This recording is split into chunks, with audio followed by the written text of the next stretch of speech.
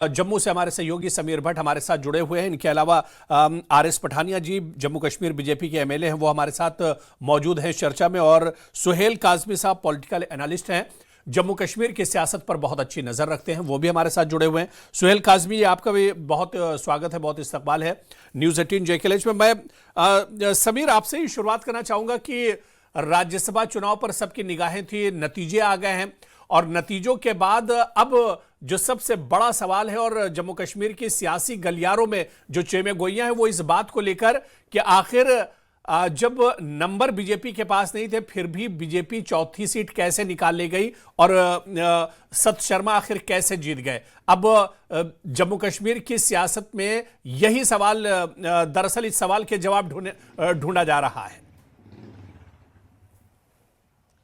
जी, बिल्कुल आपने हुरैरा सभी बिल्कुल सही कहा। और देखिए, कल से जब से ये राज्यसभा के इलेक्शन की रिजल्ट्स आए हैं तब से लगातार एक ही चर्चा है कि आखिर ये बीजेपी के जो 4 मेंबर इनको मिले हैं ये कौन है और कहां से आए हैं और उनको हासिल करने के लिए क्या बीजेपी ने कोई खेल खेला है। लेकिन हम ये आपको दर्शकों को भी बता दें कि सिर्फ ये 4 नहीं बल्कि 7 हैं।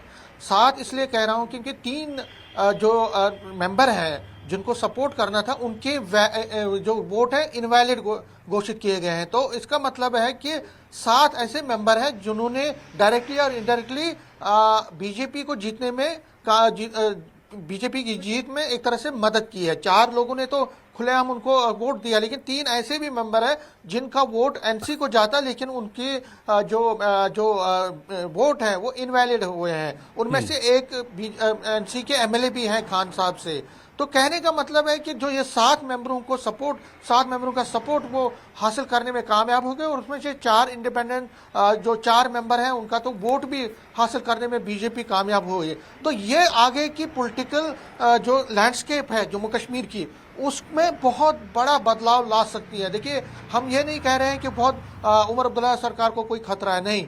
लेकिन कल देखिए, कल 5 नॉमिनेटेड एमएलएज भी आने हैं, 5 नॉमिनेटेड एमएलएज भी होने हैं यहाँ पे। जो नॉमिनेटेड एमएलएज हैं, अगर एलजी ने इनको नॉमिनेट करना है तो वो 5 के 5 बीजेपी के कोटे से आएंगे। जब ये 5 बीजेपी की कोटे से आएंगे तो बीजेपी की जो स्ट्रेंथ है, और अगर उन्होंने नगरोटा सीट भी जीत ली तो 29 + 5 आप 34 कर लीजिए। उसके बाद अगर ये इंडिपेंडेंट्स और बाकी लोग भी आते हैं और कांग्रेस और नेशनल कॉन्फ्रेंस कहीं आगे चल के उनकी दूरियां बढ़ती हैं तो कहीं ना कहीं बीजेपी एक खेल सकती है यहाँ पे। लेकिन वो आगे वाली बात है, उस पर हम ज्यादा चर्चा नहीं करेंगे। राज्यसभा पे ही जब आते हैं हम तो हम ये देख रहे हैं कि नेशनल कॉन्फ्रेंस के उमर अब्दुल्ला के लिए एक बहुत बड़ा सेटबैक है। सेटबैक इसलिए कि जो चौथी सीट है, पार्टी का ये दावा था और पार्टी बिल्कुल फर्म थी कि पार्टी ये चौथी सीट भी जीतेगी। लेकिन जिस तरह से बीजेपी ने सरप्राइज किया और सरप्राइजिंग जीत हासिल की, उससे नेशनल कॉन्फ्रेंस को बहुत बड़ा धक्का लगा है। और खासकर उमर अब्दुल्ला पे भी सवालिया निशान अभी लगाए जा रहे हैं कि उनकी जो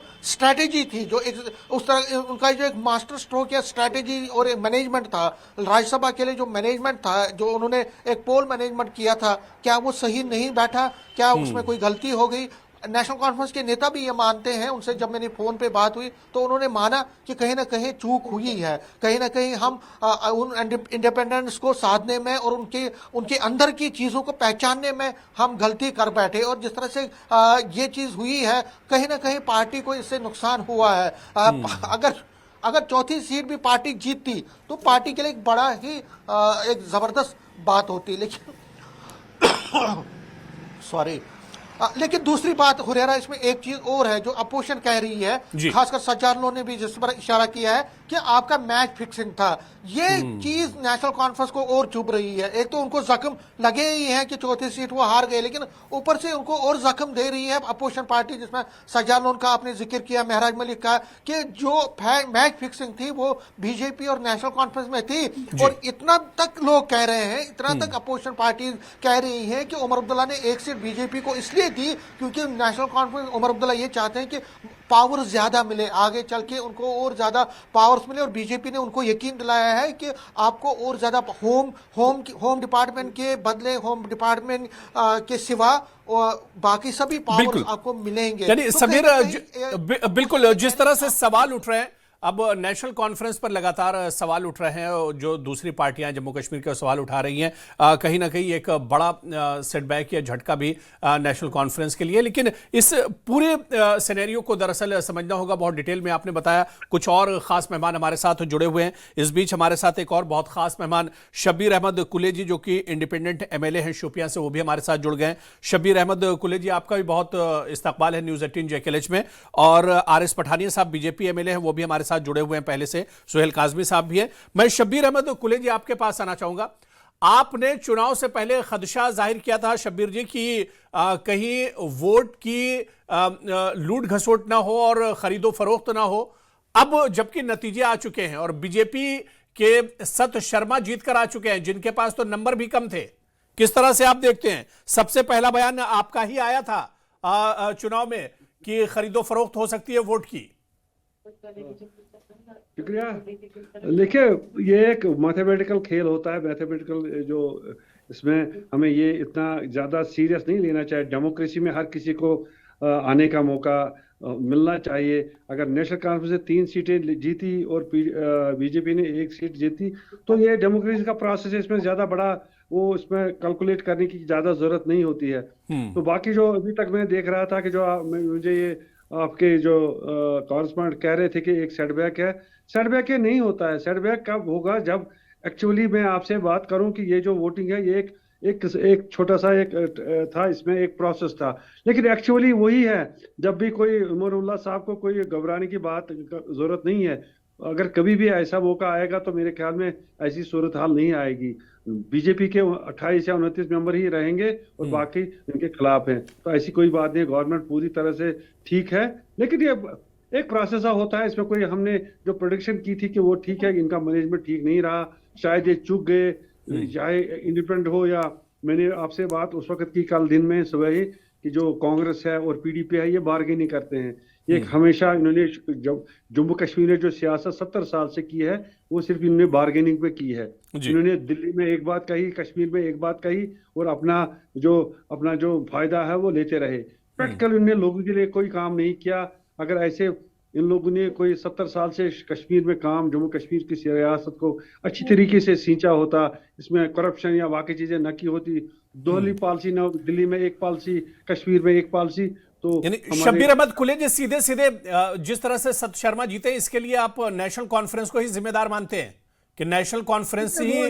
जी जी, देखिए हम एज ए इंडिपेंडेंट कैंडिडेट, जब हमने एक इंडिपेंडेंट एमएलए जब हमने सूंघा, जब हमने ये अक्स किया कि कुछ ना कुछ गड़बड़ है, कांग्रेस गड़बड़ कर रही है, बीजेपी पीडीपी ने कंडीशन लगाई है, अगर आपको वो 2 सीटें, अगर हमें 2 बिलें आप एक्सेप्ट नहीं करोगे हम आपके खिलाफ जाएंगे। तो ये चीज है, ये एक ब्लैकमेलिंग सा चीज था। तो कांग्रेस का तो उसको उनका एक गिला था कि उनको सीट नहीं मिली, तो वो भी मेरे ख्याल में मन से वोट डालने के हक में नहीं थे। तो उन्हें क्या किया, वो रिजेक्शन जो 2 है वो किसने की है, वो भी वहां जो चीफ विप था, आपका जो खदशा था वो बिल्कुल सही साबित हुआ। हाँ, मैं आज भी उसी पे हूँ कि जो 2 वोट जो रिजेक्ट 2 वोट हुए वो भी उन्हें डिलिब्रेट करके किए हैं कि इनफैक्ट वो 4 वोट है।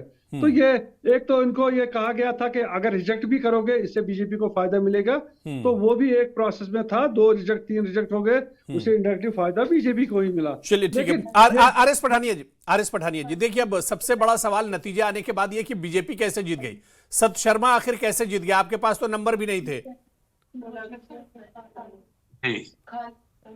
अबू जी, पूरे जम्मू कश्मीर में नेशनल कॉन्फ्रेंस अपने आप में एक्सपोज हो चुका है जी। नेशनल कॉन्फ्रेंस के अपने विधायक और नेशनल कॉन्फ्रेंस के साथ जो छोटे छोटे कॉन्ग्लोमरेट, छोटी पॉलिटिकल पार्टीज, इंडिपेंडेंट्स भी जो जुड़े, वो नेशनल कॉन्फ्रेंस के काम करने के तरीके से, नेशनल कॉन्फ्रेंस के डिलीवरी मॉडल से और नेशनल कॉन्फ्रेंस का जो डायनेस्टिक पॉलिटिक्स है, और विशेषकर नेशनल कॉन्फ्रेंस ने जो आज तक डिवाइड, परफॉर्मेंस का नहीं, गवर्नेंस का नहीं, डिलीवरी का नहीं, डिवीजन का जो आज तक रेटोरिक या नैरेटिव नेशनल कॉन्फ्रेंस ने जम्मू कश्मीर में चलाया, हमारा फर्म ओपिनियन है कि नेशनल कॉन्फ्रेंस के अपने अंदर खाते में बहुत बड़ा एक बवाल इसमें चल रहा था और हमने इसीलिए आपको उसका फायदा बीजेपी ने उठाया था। उसका फायदा बीजेपी ने उठाया राज्यसभा चुनाव में। मैंने कहा आपको कि जमीर की आवाज के, कॉन्शियस की आवाज के हम लोगों ने हर एक से वोट मांगे, हर एक से, इवन हो सकता है नेशनल कॉन्फ्रेंस के किसी विधायक को भी हमने मोटिवेट किया हो, और उसमें बुरा भी कोई नहीं, क्योंकि हाउस ऑफ एल्डर्स में पार्टी का विप कोई नहीं होता। अब अकॉर्डिंग टू कॉन्शियस आपको वोट मांगना हमारा जन्मसिद्ध अधिकार है, वो हमने मांगा। अब वो दूसरी बात है, आपने बात ठीक है कि नेशनल कॉन्फ्रेंस के साथ या जिनको वो अपने साथ कहने की बात करते हैं, उन लोगों ने कहीं आगे पीछे, और 4 नहीं 7 वोट की बात है, अगर 7 लोग उनके कंट्रोल से बाहर निकले तो मुझे लगता है National Conference has to take care of it. और कहीं ना कहीं इनके अंदर जो इतना बड़ा ये एक बवाल ब्रू करन को देखने की जरूरत है। लेकिन मैं एक दूसरा सवाल आपसे पूछना चाहूंगा कि नेशनल कॉन्फ्रेंस के खुद 41 एमएलए हैं जी, और 58 वोट्स उनके कैंडिडेट नोटिफिकेशन नंबर 1 पे जो चौधरी रमजान है उनको मिले हैं। 16 वोट उनको जो इसमें ज्यादा वोट मिले हैं। दूसरे नोटिफिकेशन में भी उनको नेशनल कॉन्फ्रेंस को 56, तो 15 वोट उनको ज्यादा मिले हैं। तो ये भी तो अपने आप में चिंता का विषय। इसे भी तो कंट्रोल किया जाने की नेशनल कॉन्फ्रेंस में कहां से 15 और 16 वोट ज्यादा ले रही है। तो अगर भारतीय जनता पार्टी के खाते में 7 वोट, अगर 7 तो नहीं 4 पड़े, 3 ने अपने आप को एक वोट को बोले रिजेक्ट किया, नो डाबल ऑप्शन इसमें कोई नहीं होता, तो कहीं ना कहीं खतरे की घंटी, रेड हेरिंग नेशनल कॉन्फ्रेंस के लिए, उनके सपोर्टर्स के लिए, उनके शुभचिंतकों के लिए, और विशेषकर जम्मू कश्मीर की जनता ने, मुझे लगता है, एक प्रेशर अपने इलेक्टेड रिप्रेजेंटेटिव से जो क्रिएट किया, ये कर नहीं पाई सरकार। डिलीवरी इसका 0 है, ये सिर्फ झूठ बोलती है, अपनी किसी भी कमिटमेंट को पूरा करने में ये विफल है। और मैंने पहले भी कहा था कि हम जीतेंगे, और हम जीते हैं। एक मैंने अपने स्टेटमेंट में कहा था कि हम 1 सीट जीतेंगे, 2 पे हम टक्कर देंगे, 2 पे हमने अच्छा फाइट किया, और 1 सीट हम सबसे मतलब बीजेपी ने अपना टारगेट हासिल कर लिया। मैं सुहेल काज़मी साहब आपके पास आना चाहूंगा। एक तारीखी जीत। जी I will again refute it. कोई फ्लोर क्रॉस, कोई क्रॉस वोट में, कोई हैंकी पैंकी भारतीय जनता पार्टी या भारतीय जनता पार्टी से जुड़े हुए किसी भी कार्यकर्ता ने कभी भी नहीं किया, ना कभी करेंगे। चलिए ठीक है। मैं सुहेल काज़मी साहब, अब इस पूरे मंजरनामे को आप किस तरह से देखते हैं? देखिए, बहुत दिलचस्प हो गया। पहले तो राज्यसभा के चुनाव हुए, नतीजे आ गए। नतीजे के बाद अब सवाल ये उठ रहा है कि सत शर्मा को 4 वोट जिस तरह से मिले हैं, तो ये 4 विधायक कौन है, किस पार्टी से हैं? और अब सियासी गलियारों में इसी पर चेमेगोइयां हैं। अबू हुरैरा साहब गुड मॉर्निंग। मेरे को पैनलिस्ट जितने भी बैठे हैं उनको भी गुड मॉर्निंग। पठानिया साहब को, पठानिया साहब ने खूबसूरती से एलेबोरेट किया कि क्या क्या पैटर्न रहता है इलेक्शंस का। लेकिन देखिए, आप आंकड़े आपके सामने है, नंबर की जो गेम है, एनसी के पास कितनी, कांग्रेस के पास कितनी, इंडिपेंडेंट, ये सब आपके सामने है। और इन लोगों ने वोट डाल के अपने नुमाइंदे को चुनना था। लेकिन डे 1 से भारतीय जनता पार्टी ने अपने 3 जो कैंडिडेट्स हैं वो खड़े किए, और नेशनल कॉन्फ्रेंस से 3 किए, चौथा कांग्रेस के लिए छोड़ा, लेकिन बाद में खुद ही खड़े हो गए। लेकिन डे 1 से भारतीय जनता पार्टी, क्योंकि ये बिलीव करते हैं ऑर्गेनाइजेशनल मैटर्स पे, और मैं बड़ा मतलब बड़ा वसूख से कहता हूं कि इनका जो ऑर्गेनाइजेशन स्ट्रक्चर है, वो weather he is in the party, whether they are in power or they are not in power, they work simultaneously as far as governance is concerned, as far as the organization structure is concerned. Her party अपने वजूद को मजबूत करने के लिए कुछ ना कुछ ऐसा करती है कि उसका वजूद जो है वो मजबूत होता रहे। और कहीं ना कहीं जब डिबेट करते थे तो यही देखते थे कि एक शुरू से, अबू हुरैरा सर आपके साथ कितनी डिबेट्स की कि 3 एनसी की होंगी, एक बीजेपी की आ जाएगी। अब बीजेपी की आ गई 1 सीट। शुक्र कीजिए 4-7 बार राज्यसभा की इलेक्शन हुई है, हमारा कोई नॉमिनी वहां जाके जम्मू कश्मीर की बात करेगा। और ये कहना, इस वक्त कहना कि मैच फिक्सिंग है, मैच फिक्सिंग नहीं है, इस पर चर्चा करने की जरूरत नहीं है। लास्ट में जो जीता वो सिकंदर, जो हारा वो पोरस, छोड़ दीजिए। लेकिन ये है कि ये चीजें आ जाएंगी, आज तो सब चीजें छुपती नहीं है, सामने आ जाएंगी। 4 क्रॉस वोट हुए हैं, लेकिन कोशिश ये थी, भारतीय जनता पार्टी ये चाहती थी कि हम 2 सीटें कम से कम ले। लेकिन कहीं ना कहीं खरीदो फरोख्त उस ढंग से नहीं हो पाई है जिस ढंग से बाकी रियासतों में होती है। तो इससे ओवरऑल विक्ट्री ऑफ जमहूरियत, और मैं समझता हूं जमहूरियत की जीत हुई है। ये जो आपके मेंबर्स हैं जो रिप्रेजेंट करते हैं अपनी अपनी कॉन्स्टिट्यूएंसीज को, उनकी जीत हुई है। और आगे का जो पॉलिटिकल डिस्कोर्स है, मैं समझता हूं वो बेहतरी की तरफ आगे चले। क्योंकि सत शर्मा जी भी पहले नेशनल कॉन्फ्रेंस में थे 2005 में, और उमर अब्दुल्ला साहब भी वाजपेयी साहब के पैम्पर्ड मिनिस्टर थे 2000 में। तो ये भाई आपस में लगे रहे और अच्छी तरह जम्मू कश्मीर को रिप्रेजेंट करें पार्लियामेंट में, और मोटी बातों पे काम करें। सुहेल काज़मी जी, देखिए, बिल्कुल सही, आपने बहुत सही कहा कि 4 उम्मीदवार जीत कर आए हैं जम्मू कश्मीर की बेहतरी और तरक्की के लिए। ये चारों जब सदन में जाएंगे, पार्लियामेंट में पहुंचेंगे, तो जम्मू कश्मीर के लिए काम करें। लेकिन सबसे अहम यह कि अब देखिए, जो लोग ये कह रहे थे, उमर अब्दुल्ला की तरफ से बयान आया था कि वक्त आ गया है कि अब ये चीज वाजे होनी चाहिए कौन बीजेपी के साथ है और कौन बीजेपी के साथ नहीं है। लेकिन अब खुद उसी नेशनल कॉन्फ्रेंस पर सवाल उठ रहे हैं। अच्छी बात है, सवाल उठेंगे तभी तो हम डिबेट्स करते रहेंगे। सियासत नाम ही सियासत का है, कुछ ना कुछ चलता रहना चाहिए और जम्मू कश्मीर जो है वो सुर्खियों में रहना चाहिए। End of the day election is over, the result is over, the nominees are going to represent Jammu Kashmir in the parliament. That is the case. मैं समझता हूँ ये 4 साल से जो एक डेडलॉक था वो खत्म हो गया, नहीं और तो अल्लाह करे, भगवान करे काज़मी कि साहब, आगे क्या हम बढ़े। क्या ये मुद्दा भी यहीं पर खत्म हो जाएगा, या ये मुझे चीजें लगता भी है अंदर अंदर तक जाएंगी? मुझे लगता है इस पे ज्यादा तूल देने की जरूरत नहीं है। जो हो गया, इलेक्शंस हो गई, खत्म है। मंथन करे हर पार्टी अपने अपने जगह बैठ के, अपने अपने ऑर्गेनाइजेशन स्ट्रक्चर में, कि कहाँ कोताहियां रह गई हैं। अब तो बार बार तो इलेक्शन होनी नहीं है, अभी तो सरकार चल रही है, 4 साल इनके पास वक्त है। मेजर कंसर्न्स पे फोकस करे, मेजर चीजों पे कंसर्न करे। मैं समझता हूँ एनसी और बीजेपी का अगर कोई ऐसी ट्यूनिंग बेहतर बनती है जिस तरह से पहले बनती रही है जब जब ये हुकूमतों में रहे हैं, तो मैं समझता हूँ जम्मू कश्मीर के लिए बेहतरी होगी, मरकज के लिए भी बेहतरी होगी। जितनी इन्वेस्टमेंट पीस को लेके, पीस को प्रिवेल करने के लिए जम्मू कश्मीर में उन्होंने की है, हम चाहते हैं कि साजगार माहौल पे आपस में कॉर्डियल रिलेशन से जम्मू कश्मीर आगे चले। सियासत तो चलती रहेगी, वो तो रोजमर्रा का काम है, उसको सियासत का नजर कीजिए, लेकिन गवर्नेंस की बात कीजिए।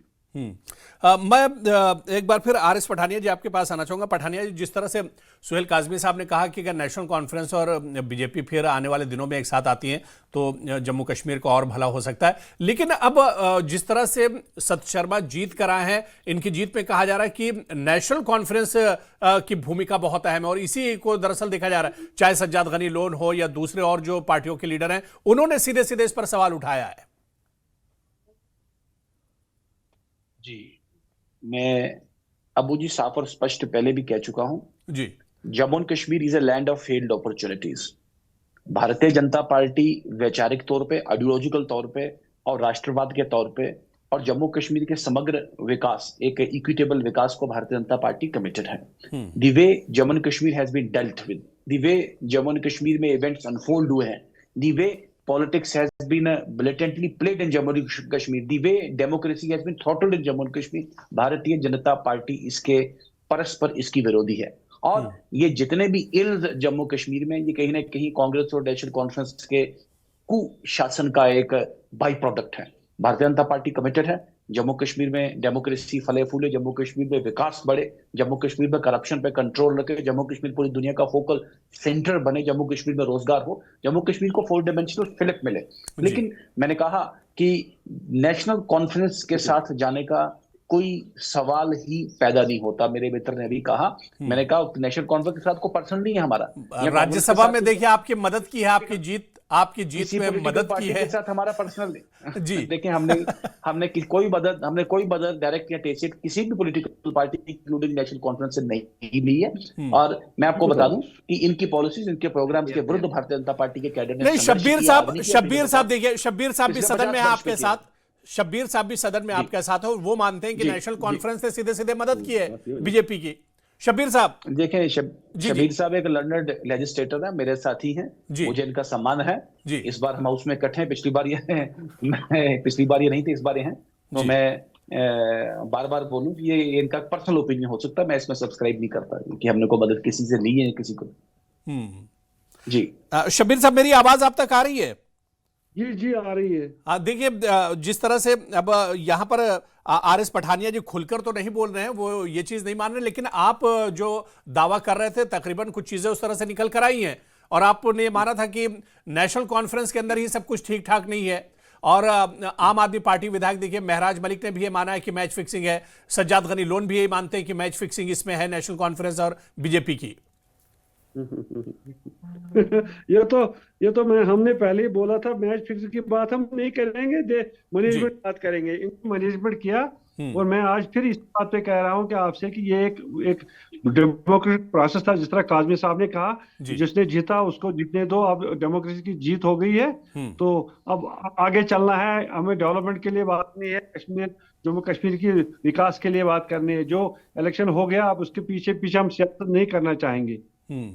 चलिए, बिल्कुल, यानी जम्मू कश्मीर के डेवलपमेंट अब इससे एक तरह से और डेवलप होगा जम्मू कश्मीर, और जो लोग चुन कर आए हैं जब ये सदन में जाएंगे तो जम्मू कश्मीर के डेवलपमेंट पर जाहिर सी बात है कि उसे आगे बढ़ाएंगे। तमाम मेहमान हमारे साथ बने हुए हैं, बहुत छोटा सा ब्रेक लेंगे, और यही सवाल कि आखिर 4 वोट बीजेपी को कहां से मिले हैं, सत शर्मा आखिर किस तरह से जीत कर आए हैं, इसी सवाल का जवाब ढूंढने की कोशिश करेंगे। बहुत छोटा सा ब्रेक।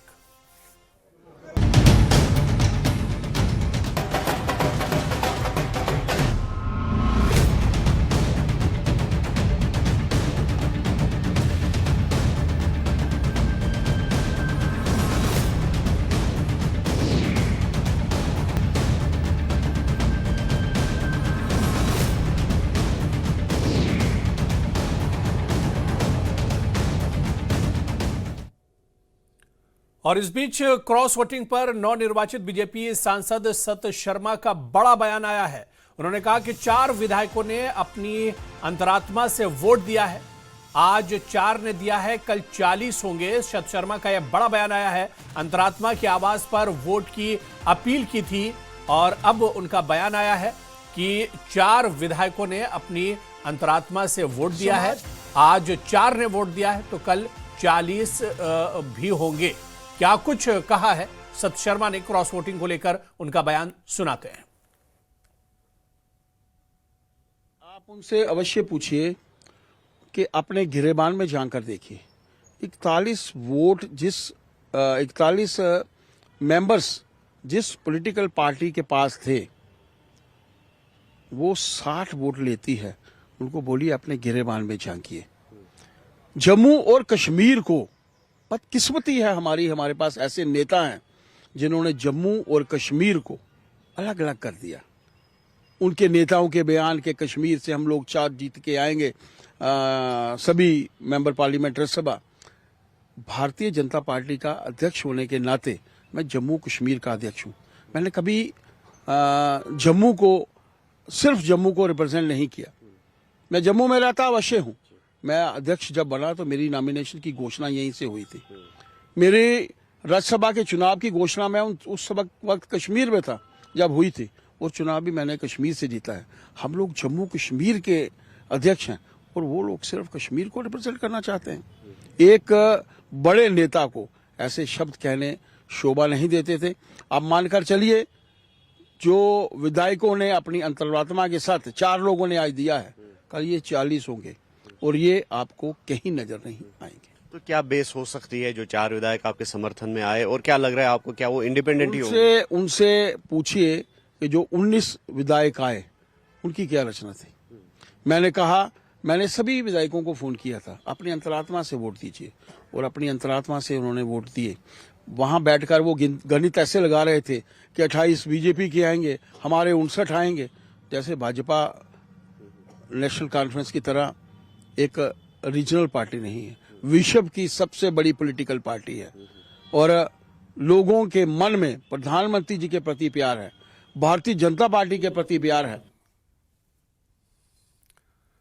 तो क्रॉस वोटिंग पर बीजेपी के नवनिर्वाचित सांसद सत शर्मा का बयान भी आया। उन्होंने कहा कि आज 4 आए और आने वाले दिनों में 40 एक तरह से आएंगे। बड़ा बयान है और 3 खास मेहमान हमारे साथ लगातार बने हुए हैं। मैं ब्रेक के बाद शब्बीर अहमद कुले जी आपके पास ही आना चाहूंगा। सत शर्मा जी को आप सुन रहे थे, उन्होंने कहा कि अब 4 आए हैं और आने वाले दिनों में 40 आएंगे। यानी इस जीत से बीजेपी का हौसला काफी बढ़ गया है जम्मू कश्मीर में, और खासतौर से कश्मीर की अगर बात की जाए।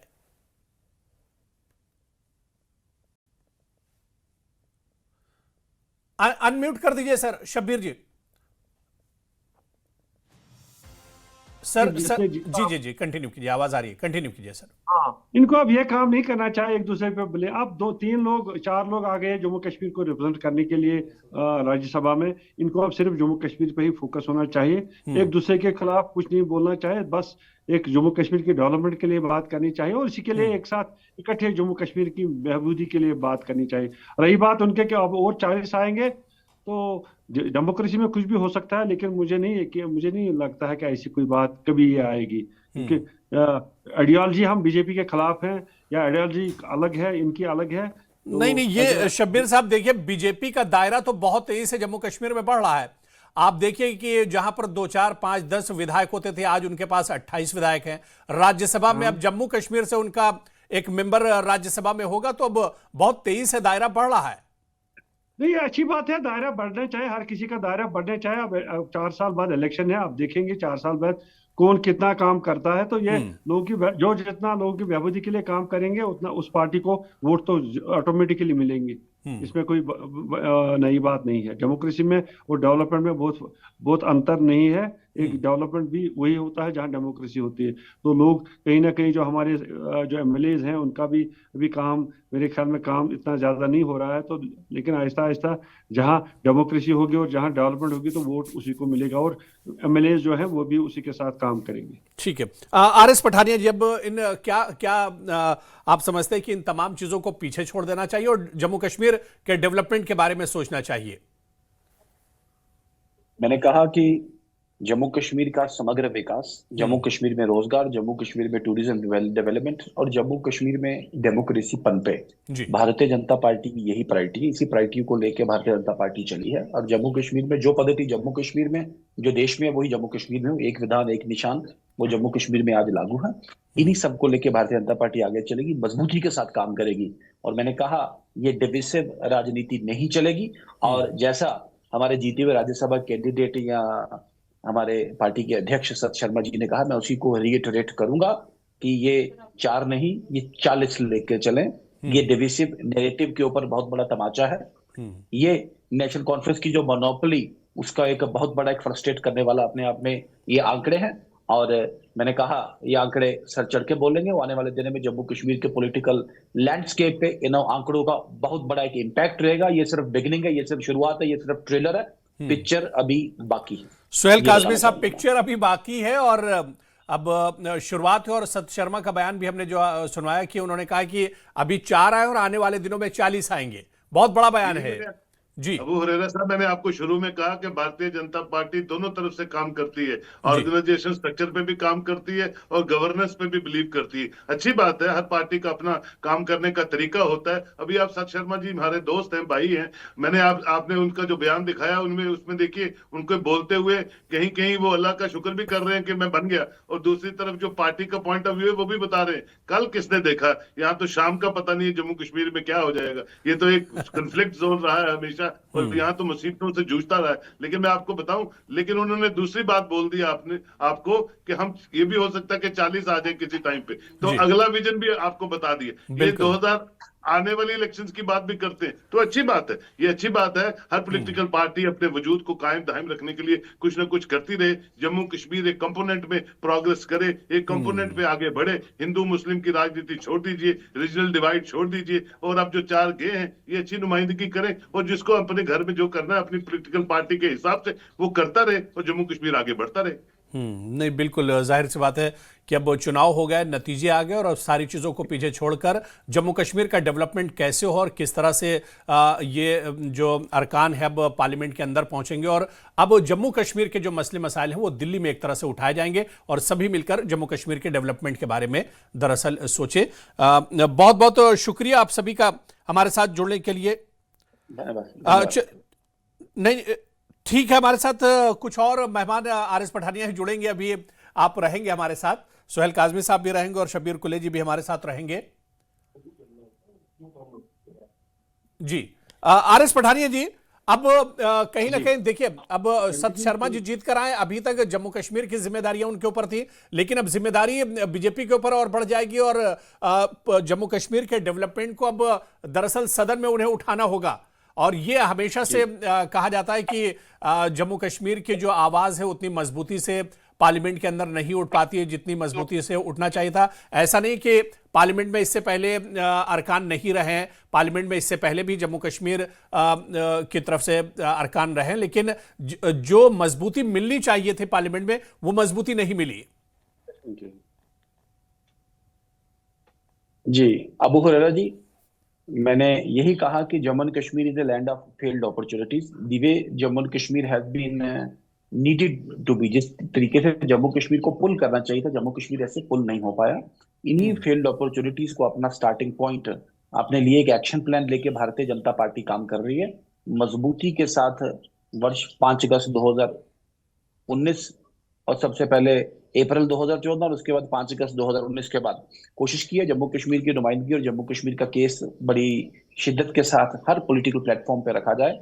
मैंने कहा कि ये 21वीं सदी का भारत है जिसका मिशन नंबर 1 विकसित भारत, डेवलप भारत, जिसका मिशन नंबर 2 भारत अपने आप में इकोनॉमी के सुपर पावर वर्ल्ड का नंबर 3 बन के उभरे, जिसका एक टारगेट और मिशन भारत अपने आप में सिक्योरिटी काउंसिल में एक परमानेंट सीट ले, भारत आत्मनिर्भर भारत से पूरी दुनिया की एक प्रबल फास्टेस्ट ग्रोइंग इकोनॉमी के बन के उभरे। और भारत इस चेंज्ड जियोपॉलिटिक्स में आज अफगानिस्तान और पाकिस्तान के बीच कुछ डेवलपमेंट्स हैं, आज बांग्लादेश और नेपाल में कुछ डेवलपमेंट्स हैं, रशिया और यूक्रेन में कुछ डेवलपमेंट्स हैं, और इन सब के साथ फिलिस्तीन और इजराइल के बीच में कुछ डेवलपमेंट्स हैं। इन सब के मद्देनजर जम्मू कश्मीर अपने आप में मैं बता दूं कि इसका एक विशेष पेश है विशेष एक जम्मू कश्मीर का संदर्भ है, जम्मू कश्मीर का एक विशेष एक कॉन्टेक्स्ट है।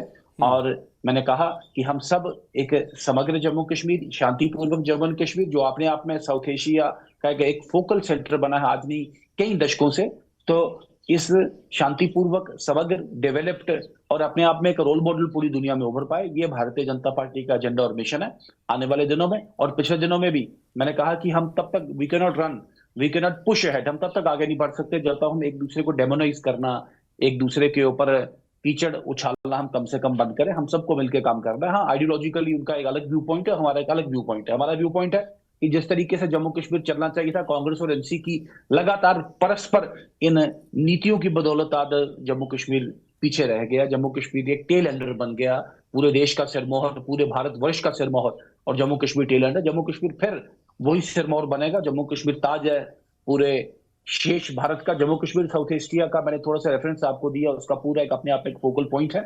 इस सारे फोकल पॉइंट में जम्मू कश्मीर की एक अपनी सार्थकता एक बन के उभरेगी। ये हम सबका एक कोशिश रहे, हम सबका एक, मैंने कहा कि सबका साथ, सबका विकास, सबका प्रयास, इसके माध्यम से हम जम्मू कश्मीर को आगे पुश कर पाए।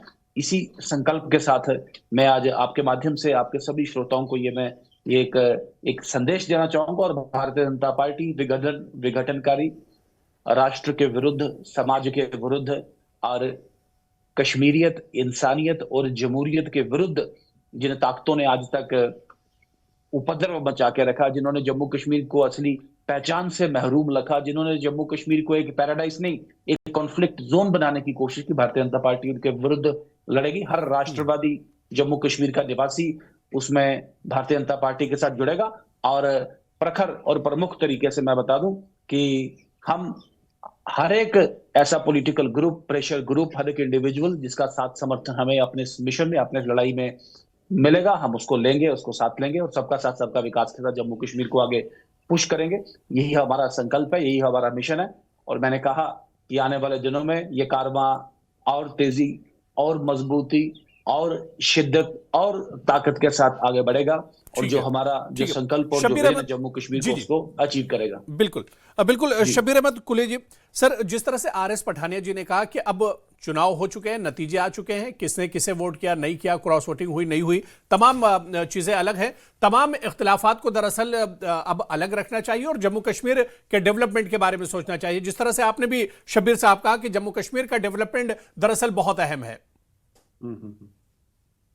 तो मैं वही कह रहा हूं कि जो हो गया, जिसने इलेक्शन करना था, वोट जो कामयाबी हुई जम्मू कश्मीर के लोगों की हुई है, डेमोक्रेसी की भी हुई है कामयाबी। तो हमें इसके पीछे अपनी सियासत नहीं करनी चाहिए। लेट अस बी टुगेदर और अपने जम्मू कश्मीर को आगे ले जाने के लिए अगर भारतीय जनता पार्टी का अपना एक मिशन है, उसके उस आइडियोलॉजी के साथ हम नहीं है, तो तब भी हमें इस वक्त मौका है कि कश्मीर को, जम्मू कश्मीर को आगे लाने में, इसकी डेवलपमेंट में एक साथ चलने में हमें सब लोग एकजुट होकर, इसमें पार्टियां तो अलग अलग हो सकती हैं लेकिन डेवलपमेंट, हमारा विकास एक जैसा होना चाहिए। और मुझे उम्मीद है कि आगे वाले दिनों में डेवलपमेंट के फील्ड पे और बाकी जो हमारे जम्मू कश्मीर को आने वाले जो डिफिकल्टीज है, अभी अब इलेक्ट्रिसिटी पावर क्या डिफिकल्टी आएगी आने वाले विंटर्स में, इसकी तरफ हमें ध्यान देना चाहिए। आने वाले दिनों में हमें जो हमारा जो बिल्स कुछ है उस पर ध्यान देना चाहिए। असेंबली में भी हम इकट्ठे बैठ के, सबको इकट्ठे एक मौका मिला है, बीजेपी को भी मौका मिला है, नेशनल कॉन्फ्रेंस को भी मौका मिला है इकट्ठे बैठने के लिए और जम्मू कश्मीर की विकास के लिए, जम्मू कश्मीर की बहादुरी के लिए। बिल्कुल, यानी मौका मिला है, इस पर काम होना चाहिए। मेरे साथ एक और बहुत खास मेहमान चर्चा में इस वक्त जुड़ गए हैं, उनका तारुफ भी करा देता हूं। एडवोकेट मुजफ्फर इकबाल खान साहब, जो कि इंडिपेंडेंट एमएलए हैं, आजाद एमएलए हैं, वो भी हमारे साथ जुड़ चुके हैं। एडवोकेट मुजफ्फर इकबाल खान साहब, आपका भी बहुत इस्तकबाल है न्यूज़ 18 JKLH में। मुजफ्फर इकबाल खान साहब, देखिए, नतीजे आ गए हैं राज्यसभा चुनाव के, लेकिन नतीजों के बाद अब सवाल ये उठ रहा है कि बीजेपी के सत शर्मा आखिर कैसे जीते? 4 वोट, क्योंकि उनके पास नंबर पूरे नहीं थे बीजेपी के पास, 4 वोट आखिर कहां से आए? ये कौन से एमएलए हैं जिन्होंने सपोर्ट किया है? अब इस पर दरअसल सियासत शुरू हो गई है, इस सवाल का जवाब ढूंढा जा रहा है। बिल्कुल, ये बात तो सही है और ये बदकिस्मती की बात है कि मेरे ख्याल में जब हमारी मीटिंग हुई थी, हम सब ने ये डिसाइड किया था कि हम लोग एक नेशनल कॉन्फ्रेंस को सपोर्ट करेंगे उसके बावजूद भी 4 वोट जो हैं वो क्रॉस वोटिंग, ये अच्छी बात नहीं है। अब जिसको सपोर्ट करना चाहते हैं ओपन सपोर्ट करें। जी। ये क्रॉस वोटिंग जो है, this is something which is not acceptable in a democracy. कि आप लॉयल्टी कहीं हो और वोट कहीं दें, और वाकई ये एक अच्छी बात नहीं है। तो सारी पार्टियां ये करती हैं, इसमें कोई बीजेपी तो है नहीं, इसमें कोई अछूता तो है नहीं। जहां कांग्रेस को मौका होता है कांग्रेस करती है, जहां नेशनल कॉन्फ्रेंस या पीडीपी को मौका होता है वो करती है, इसमें सारी पार्टियां करती हैं। जी। जो भी अबू हुरैरा जी जो भी करता है वो गलत है। दिस इज कॉल्ड बिल्कुल। Horse trading. Horse trading is antithesis to the democracy. किसी भी डेमोक्रेसी में हॉर्स ट्रेडिंग जो है, दिस इज, ये तो तजारत हो गई ना। बिल्कुल। और मैं पहले तो सबको मुबारक देता हूं, जितने भी 4 हमारे एमपी जीते हैं उनको बहुत बहुत मुबारक मेरी तरफ से। लेकिन जो आपने मीन्स अडॉप्ट करके, अगर कोई गलत मीन्स अडॉप्ट करके जीता है तो वो गलत है, जो डेमोक्रेसी के लिए भी ठीक नहीं है। डेमोक्रेसी के अपने नॉर्म्स हैं और असूल हैं। असूल ये है कि हर पार्टी की एक अपनी आइडियोलॉजी है। अब किसी भी पार्टी को अगर आप ले लेंगे तो हर पार्टी की एक अपनी आइडियोलॉजी है। कुछ जो हैं वो बिल्कुल प्योरली सेकुलर आइडियोलॉजी को फॉलो करते हैं। अब कुछ जो राइट विंग के लोग हैं वो हार्डकोर हैं, वो फंडामेंटलिस्ट लोग हैं जो राइट विंग में आते हैं। कुछ आगे लेफ्ट विंग जो प्रोग्रेसिव जिसको कहते हैं, लिबरल लोग हैं। अब जाहिर सी बात है कि हर पार्टी जो है, हर पार्टी का उम्मीदवार जो है वो एक आइडियोलॉजी के तहत वोट मांगता है और जीतता है कि भाई मेरी आइडियोलॉजी ये है। और उसके बाद that is why in anti defection law, अगर आप देखेंगे तो एंटी डिफेक्शन लॉ में आप दूसरी पार्टी को सपोर्ट विप वायलेट नहीं कर सकते, क्योंकि आपने एक पर्टिकुलर आइडियोलॉजी के मुताबिक, एक पर्टिकुलर पार्टी की आइडियोलॉजी के मुताबिक लोगों से वोट लिए हैं। आप उन लोगों के वोट को बेटरे नहीं कर सकते हैं। तो ये क्रॉस वोटिंग जो है, ये बुनियादी तौर पर ये बेट्रेयल ऑफ द वोट है। जो आपने वोट लिया है किसी से, उसको आप धोखा दे रहे हैं और अपने मुफाद के लिए आप लोगों को धोखा देकर क्रॉस वोट करते हैं, वो गलत है। नहीं, सियासत में तो मैं मुजफ्फर साहब ये कह रहा हूं कि आपकी बात बिल्कुल सही है कि ये एक तिजारत है और ये सही नहीं, लेकिन सियासत में इससे पहले भी ये तमाम चीजें होती रही हैं और सारी पार्टियां एक तरह से करती रही हैं। लेकिन इसे सीधे सीधे आप ये क्यों नहीं मान रहे कि ये दरअसल नेशनल कॉन्फ्रेंस या आप लोग, जिस तरह से आपने कहा कि हम बैठे थे, हमने मीटिंग की थी, चर्चा की थी कि कोई वोट इधर उधर ना जाने पाए, वोट खराब ना होने पाए, तो ये तो आपकी अपनी नाकामी है ना, इसे क्यों नहीं आप मान रहे हैं? बिल्कुल मैं मानता हूं इसको भाई। मैं कब कहता हूं कि नाकामी नहीं है जी। लेकिन जाहिर सी बात है कि जब वोट डालता है आदमी तो वोट किसी को नहीं बताता है, और सिर्फ पॉलिटिकल पार्टीज जो है उनके एजेंट हैं उनको बताते हैं। तो उसमें साफ जाहिर है कि जो पॉलिटिकल पार्टी के एजेंट थे जिनके आपने, वो तो क्रॉस वोट नहीं कर सकते हैं, न किया होगा। ये उन्हीं लोगों ने किया है कि जिनके एजेंट वहां नहीं थे। जिस तरह इंडिपेंडेंस जो थे उनके एजेंट कोई नहीं था और उनको they were not bound to disclose it, rather it was prohibited under rule. वो डिस्क्लोज ही नहीं कर सकते हैं कि मैंने किसको वोट दिया है। पार्टी की अपनी विप के मुताबिक जो उनका एजेंट है उसको दिखा के वोट डालना था। तो जाहिर सी बात है नेशनल कॉन्फ्रेंस के जो वोट था वो तो अपने एजेंट को उन्होंने बताया होगा। अब किस पार्टी ने एजेंट नहीं रखा है, कुछ पार्टियों ने सुना मैंने कि एजेंट भी नहीं रखे हुए थे जी, तो शायद उनमें से गए होंगे, या इंडिपेंडेंस जो हम लोग थे 7-8, हम में से जाहिर सी बात है कि 2-3 वोट जो है वो गए होंगे, क्योंकि independent were not bound to disclose. Bound क्या कि बल्कि they were prohibited by law कि आप डिस्क्लोज ही नहीं कर सकते हैं, कि आप किसी को शो नहीं कर सकते हैं। तो उस सूरत में जाहिर सी बात है कि पार्टी के लोगों को तो, अब ये कहो कि नेशनल कॉन्फ्रेंस वालों में से किसी ने क्रॉस वोट किया होगा तो वो तो पॉसिबिलिटी नहीं है, क्योंकि नेशनल कॉन्फ्रेंस के जितने भी वोट थे वो वोट जाकर अपने एजेंट को उन्होंने बता के डालने थे, तो वो तो कोई पॉसिबिलिटी है नहीं है। आप कहेंगे कि भाई नहीं, हाँ बाकी पार्टियों ने क्या फैसला किया है ये कोई उन्हीं को पता होगा कि भाई उन्होंने 4th जो कैंडिडेट था, जो 3rd नोटिफिकेशन थी, उसमें किस किस को वोट डाला है।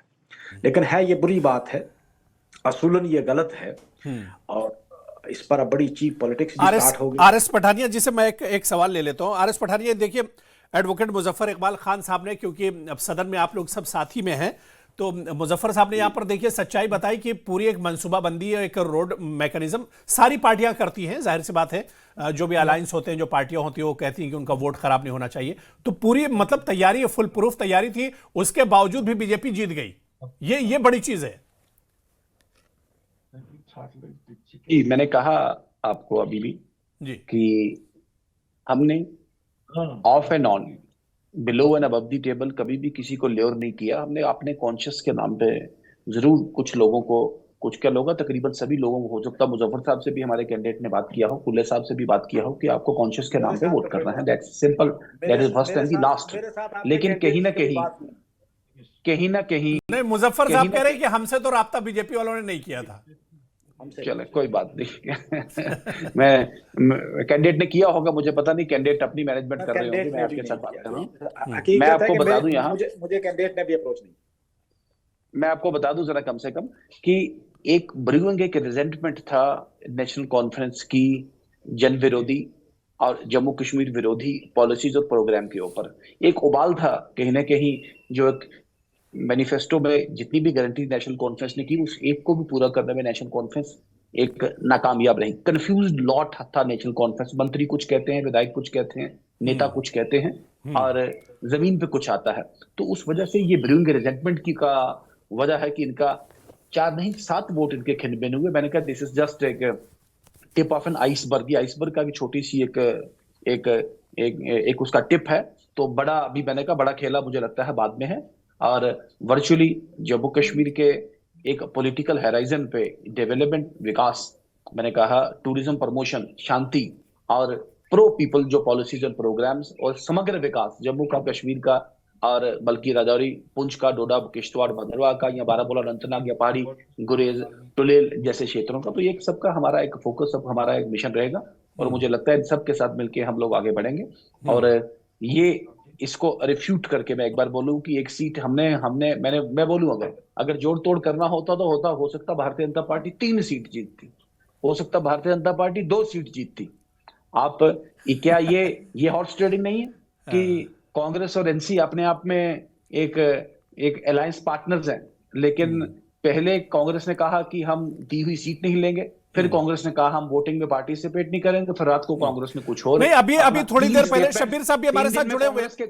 जी आरिफ पठानिया जी, शब्बीर कुले साहब भी हमारे साथ जुड़े हुए हैं। शब्बीर साहब जी शब्बीर साहब अभी ये बात कह रहे थे कि नेशनल कॉन्फ्रेंस, ये जो बड़ी पार्टियां, उनका दरअसल मैनेजमेंट सही नहीं रहा और उसी का फायदा दरअसल बीजेपी ने उठाया है। शब्बीर साहब, शब्बीर कुले जी, देखिए जो हम वही बात कर रहे हैं आज भी कि जो 2 वोट रिजेक्ट हो गए, वो भी वो पार्टी विप से कहां से किसने देखा। वो एक्चुअली वहां मेरे ख्याल में कोई पार्टी का भी, कांग्रेस का कोई नहीं था। नोटिफिकेशन नंबर 1 में 1 वोट, नोटिफिकेशन नंबर 2 में 2 वोट और नोटिफिकेशन नंबर 3 में 3 वोट रिजेक्ट हुए। तो on and overall 6 vote reject हुए 3 चुनावों में। तो ये 6 वोट जो है वो कहां से क्यों रिजेक्ट हो गए, उसमें सियासी जमातों का भी एक असर रहा है, उनका भी एक रोल है।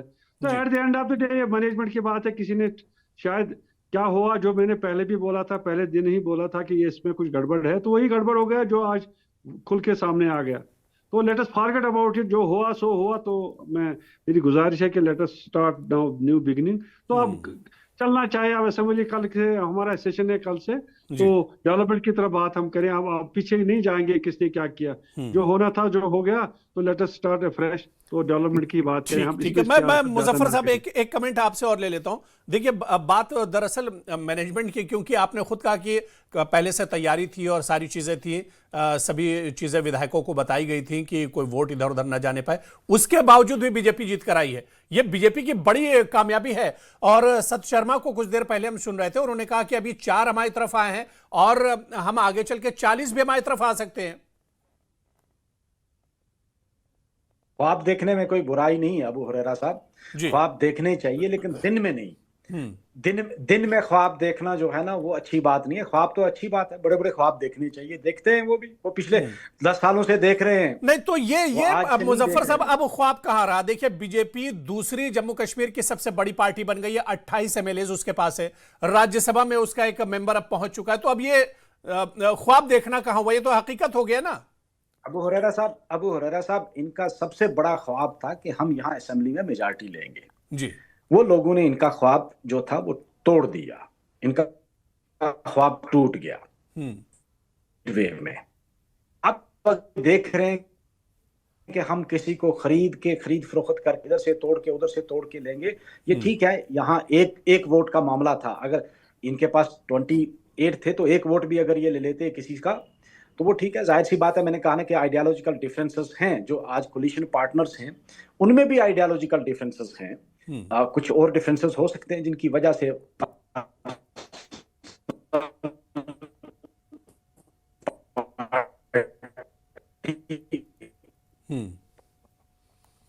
तो बिल्कुल मुजफ्फर साहब, आपकी आवाज बहुत क्लियर नहीं आ रही। मैं एक बार फिर से आरिस पठानिया जी आपके पास ही आना चाहूंगा। देखिए, खरीद फरोख्त की बात भी यहाँ पर मुजफ्फर साहब ने कही है और बीजेपी पर सीधा सीधा एक तरह से इल्जाम लगाया है, बल्कि सत शर्मा साहब का। और